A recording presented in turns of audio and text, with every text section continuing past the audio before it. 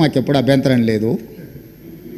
కానీ అబద్ధాల ప్రాతిపదికన ప్రజలు శిక్షించిన తర్వాత కూడా ఇంకా ఇదే ఊకదంపుడు ఉపన్యాసాలతోని ప్రజల్ని మభ్యపెట్టాలని చూస్తే ప్రజలేమో అమాయకులు కాదు సార్. ఎందుకంటే అసెంబ్లీ ఎన్నికలలో లెక్క తేల్చిరు. ఆ లెక్కతో సరిపోక ఇట్లనే మొదటి శాసనసభ సమావేశాలలో తొండి లెక్కలు అన్నీ చెప్తే పార్లమెంట్లో గుండుసునిచ్చారు. అయినా కూడా ఆలోచన మారలేదు, విధానము మారలేదు. ఔటర్ రింగ్ రోడ్డు 159 కిలోమీటర్లు ఆనాడు కాంగ్రెస్ పార్టీ అద్భుతంగా ప్రపంచానికే ఆదర్శంగా ఉండే ఔటర్ రింగ్ రోడ్డును నిర్మిస్తే లక్షల కోట్ల రూపాయల విలువైన ఔటర్ రింగ్ రోడ్డును పల్లి బఠానీలకు అమ్ముకున్నట్టు 7,000 కోట్ల రూపాయలకు అమ్మి తెగనమ్మి గొర్రెల పథకము ఎన్ని గొర్రెలు ఇచ్చిండ్రో ఎన్ని గొర్రెలు ఉన్నాయో ఇవాళ మొత్తం లెక్కలు తేలినాయి. గొర్రెల మీద ఏసీ బోళ్ళు ఊరికి అట్లా మీద ఇట్లా తడిమి చూస్తే ఆల్రెడీ 700 కోట్లు గొర్రెల పేరు మీద దిగమింగినరు అని చెప్పి ఈరోజు రిపోర్ట్స్ వచ్చినాయి. మా యాదవ్ సోదరులు అమాయకులు, మంచోళ్ళు, నమ్మితే ప్రాణం ఇచ్చేటోళ్ళు మా కుర్మ యాదవ్ సోదరులను అడ్డం పెట్టుకొని 100,000 కోట్ల రూపాయలు కొల్లగొట్టి మింగితే ఇవాళ వాళ్ళ పంపకాలలో పంచాయతీలు వస్తే పోలీస్ స్టేషన్లో వాళ్ళే ఫిర్యాదు చేసుకుంటే ఆ కేసు ఏసీబీ విచారణకు తీసుకుంటే ఇవాళ ఇప్పటికే మీదనే 700 కోట్ల రూపాయలు వచ్చినాయన్నారు. ఇప్పుడు ఈడోళ్ళు వచ్చి కూర్చున్నారు. అదేవిధంగా మొన్నటి వరకు పదే మమ్మల్ని సవాల్ విసిరిండ్రు. ఏమని? అసలు కాళేశ్వరం మీద మేము పెట్టిందే 80,000 కోట్లు, కాళేశ్వరం ప్రాజెక్టే 80,000 కోట్లు అయితే 1,00,000 కోట్ల రూపాయల అవినీతి ఎట్లా జరిగింది?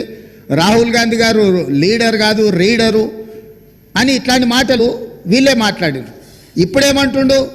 ఇప్పటి వరకు మేము 94,000 కోట్ల రూపాయలు కాళేశ్వరం ఖర్చు పెట్టినామంటున్నాడు. నిన్న పోయి చూసిర్రు ఎట్లా కూలిందో, ఇంకేమైనా మిగిలిందా లేదా అని. ఇవాళ ఇన్ని తప్పిదాలు చేసి ఉన్నాయని నమ్మి రంగారెడ్డి జిల్లాలో తమ రంగారెడ్డి జిల్లా నుంచి రిప్రజెంట్ చేస్తున్నారు అధ్యక్ష. మా మల్రెడ్డి రంగారెడ్డి గారు ఎప్పుడు మొత్తుకుంటుంటారు, అన్నీ మా భూములు అమ్ముకున్నారు, కనీసం మాకు రోడ్లు కూడా వేయలేదు, మా డ్రైనేజ్కి కనీసం మురికి కాలువలు కట్టుకోనికి కూడా నిధులు ఇవ్వలేదు, మా కాలేజీలు కూడా కట్టుకోవడానికి నిధులు ఇవ్వలేదని మా మల్రెడ్డి రంగారెడ్డి గారు అంటుంటారు. ఎన్ని వేల కోట్ల రూపాయల భూములు అమ్మినరో ఇవాళ లెక్క తీద్దాం అధ్యక్ష. ఇవాళ అప్పుల లెక్క ఏదైతే చెప్తుండో అమ్ముకున్న లెక్కలు చెప్తలేడు. ఇవాళ మేము ఇది కట్టినాం, మేము అది కట్టినాం, ఈ కట్టడాలు చెప్తున్నాం. అమ్ముకున్న లెక్కలు కూడా తెలవాలి కదా అధ్యక్ష. మనకు తాతలు ముత్తాతలు ఆర్నమెంట్స్ ఇస్తారు, ఆస్తులు ఇస్తారు, బంగారం ఇస్తారు. మనకి ఇంట్లో ఆడబిడ్డలకు ఉండనీక అని చెప్పి బంగారం ఆభరణాలు ఇస్తారు. కానీ ఇంట్లో ఎవరో ఒకరు వ్యసనాలకు లోనయ్యి తాగుడుకో జూదానికో అలవాటు పడి తాతలు ముత్తాతల నుంచి వచ్చిన బంగారం అంతా తెగ నమ్ముకుంటారు, భూములు తాకట్టు పెడతారు. తాతలు ముత్తాతలు సంపాదించిన గౌరవం పేరు మీద ఊర్లో అప్పు పుడితే అప్పు కూడా తీసుకొచ్చి అప్పు కూడా పెట్టి ఎక్కడిదక్కడ కథం పడతారు. ఇవాళ 10 ఏళ్ళైనా అధ్యక్ష నేను మిమ్మల్ని ఒకటే మాట్లాడగదలుచుకున్నా. ఏమన్యాయం చేసినాం అధ్యక్ష? పాలమూరులో మేము చంద్రశేఖరరావుకి ఏమన్యాయం చేసినాం? 2009లో కరీంనగర్ జిల్లాలో అక్కడ ఓడగొడతారని భయపడి పాలమూరు జిల్లాకు వలస వస్తే వలసలు పోయే పాలమూరు జిల్లా ప్రజలు గుండెలు పెట్టి చూసుకొని భుజాల మీద మోసి పార్లమెంటుకు పంపిస్తే పార్లమెంటుకు పోయి ఇవాళ తెలంగాణ రాష్ట్రం వచ్చినాక మొట్టమొదట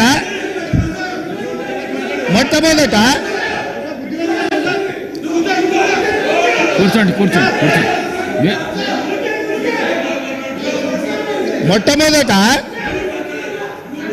ఆనాడు ఆదరించి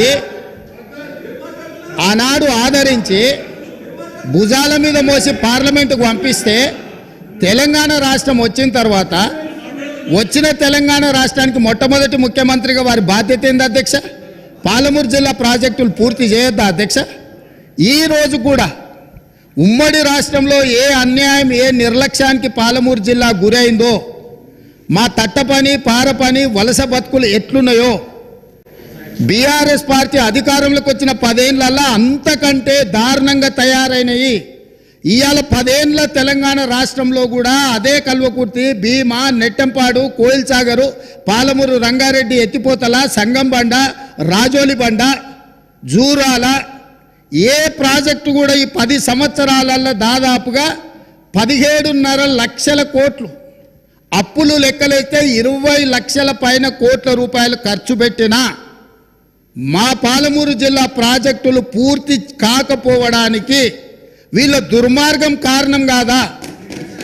ఈరోజు రంగారెడ్డి జిల్లా ఆనాడు మీరు కానీ అక్కడ కూర్చున్న వాళ్ళు కానీ రాజశేఖర రెడ్డి గారిని ఒప్పించి ప్రాణహితలో ప్రారంభమయ్యే ప్రాజెక్టును చేవెళ్లకు తీసుకొచ్చి చేవెళ్లలో శిలాఫలకం వేపించి చేవెళ్ల ప్రాంతంలో రంగారెడ్డి జిల్లాలో 1000 కోట్ల రూపాయలు ఖర్చు పెట్టిన ప్రాజెక్టులను రంగారెడ్డి జిల్లాను ఎడారిగా మార్చడానికి మెదక్ జిల్లా వరకు నియంత్రించి ఇవాళ 3000 టీఎంసీలు గోదావరి జలాలు సముద్రంలో కలుస్తుంటే సముద్రంలోనైనా గోదావరి జలాలు కలవాలి కానీ చేవెళ్ళకు కానీ వికారాబాద్ కానీ తాండూరు కానీ పరిగికి కానీ కొడంగల్కు కానీ గోదావరి జలాలు ఇవ్వద్దని కుట్ర చేసి ఇదే ఈ రోజు అక్కడ కూర్చున్నోళ్ళు ఆ ఎల్ల అర్ధాంతరంగా అసంపూర్తిగా ఆపిన పనులను పరిశీలించడానికి మనం పోలేదా అధ్యక్ష? చేవెళ్ళ చౌరస్తలో శిలాఫలకం ముందర మనం నిరసన తెలపలేదా అధ్యక్ష? ఏం పాపం చేసింది అధ్యక్ష రంగారెడ్డి జిల్లా? రంగారెడ్డి జిల్లాలో భూములు అమ్ముకుంటారు, రంగారెడ్డి జిల్లాలో ఉన్న ఆస్తులు అమ్ముకుంటారు. ఇవాళ చేవెళ్ళ ప్రాజెక్టును మొత్తం నిర్వీర్యం చేసి ఇంకా సిగ్గు లేకుండా ఈడికొచ్చి మేము వెలుగబెట్టినామని ఇవాళ ఈడికొచ్చి మాటలు చెప్తుండ్రా? కాంగ్రెస్ పార్టీకి పోయినసారి 19 మంది ఎమ్మెల్యేలు ఉంటే 5 మంది 6 మంది అని ఎట్లా లెక్కలు చెప్తాడు అధ్యక్ష? అధ్యక్ష, ఇవాళ తెలంగాణ సమాజం మొన్న జరిగిన శాసనసభ ఎన్నికలలో కాళ్ళు చేతులు ఇరిసేసిండ్రు, అయినా మారకపోతే పార్లమెంట్ ఎన్నికలలో ఉరి తీసిండ్రు. గుండు సున్నా ఇచ్చినాక కూడా బుద్ధి మారకుండా ఇట్లా మాట్లాడు కరెక్ట్ కాదు అధ్యక్ష.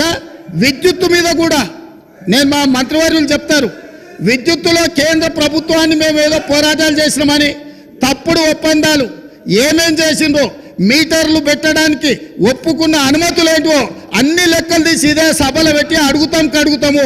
ఇప్పుడు మీ ద్వారా వారు నిజంగానే చాలా నిజాయితీగా నడుపుంటే నేను ఒక్కటే మాట అడుగుతున్నా, బతుకమ్మ చీరల మీద, కేసీఆర్ కిట్ల మీద, గొర్రెల పంపకాల మీద, ఈ 3 పథకాల మీద మీరు గొప్ప పథకాలు అంటున్నారు కదా, దీని మీద విచారణకు సిద్ధంగా ఉన్నారా? దీని మీద సమాధానం చెప్పండి అని నేను అడుగుతున్నా అధ్యక్ష. స్పీకర్ సార్ ఇప్పుడు నేను స్పీకర్ సార్ అట్లా ఉండదు సార్. మీరు కూర్చోండి సార్, సభా నాయకుడికే ఉంటుంది, మీకు ఉండదు. కూర్చోండి. అట్లా ఎలియా మినిస్టర్ గారు మీరు చెప్పాలి. ఎలియా మినిస్టర్ గారు, this is not the way of running the house. ఎలియా మినిస్టర్ గారు, శాసనసభ వ్యవహారాల మంత్రి గారు, ఇది పద్ధతి కాదు. మీరు చెప్పండి సభ ఎట్లా నడపాలి. This is not the way. Speaker sir ఒక్క నిమిషం. ఎలియా మినిస్టర్ గారు మీరు చెప్పాలి సార్, ఇది కరెక్ట్ కాదు సార్. ఇది మీ మెంబర్స్ మీరు కంట్రోల్ చేసుకోవాలి. హౌ ఇట్ ఈస్ కరెక్ట్, అవకాశం ఇస్తాను సార్. ఇప్పుడు గౌరవనీయులు సభానాయకుడు గారు 20 నిమిషాలు మాట్లాడింది, సంతోషం. వారికి ఈజ్ ఎట్ లిబర్టీ. ఇప్పుడు వారు నన్ను ఒక 10 ప్రశ్నలు అడిగారు. నన్ను అడిగారు. నేను I want to answer those questions. కానీ సపరేట్గా నాకు టైం ఇస్తా అంటే నేను వారికి ఆన్సర్ ఇస్తాను. ఎందుకంటే నేను బడ్జెట్ మీద మాట్లాడాలన్నా ముఖ్యమంత్రి గారు నాకు ప్రశ్నలు వేసినాడు. నేను ముఖ్యమంత్రి గారు నాకు వేసిన ప్రశ్నలకు సమాధానం చెప్పమంటారా, బడ్జెట్ మీద మాట్లాడమంటారా? సో ఐ రిక్వెస్ట్ రెండు చేస్తా. కొద్దిగా టైం ఇవ్వాలి. టైము నాకు ముఖ్యమంత్రి గారు మధ్యలో లేచి డీవియేట్ వారు చేసి నేను చేయలే. I have to answer honourable CM. అధ్యక్ష, ఇప్పుడు హరీష్ రావు గారు మీకు తెలియంది అని నేను ఎట్లా సార్ ఇప్పుడు ముఖ్యమంత్రి గారు ఒప్పైతాడు, నేను తప్పైతా చెప్పకపోతే ఆయన నోటికి వచ్చినట్టు ఆయన మాట్లాడొచ్చా సార్? మీకు తెలియంది కాదు. సభానాయకుడు ఎప్పుడన్నా సభ కరెక్టే సార్. మరి ఆయన నాకు ప్రశ్న వేసింది కదా సార్. సార్ సభానాయకులు కోరింది ఈరోజు ప్రతిపక్ష నాయకులు వచ్చి సమాధానం చెప్పాలని కోరారు అధ్యక్ష. స్పష్టతతో అడిగారు వారు.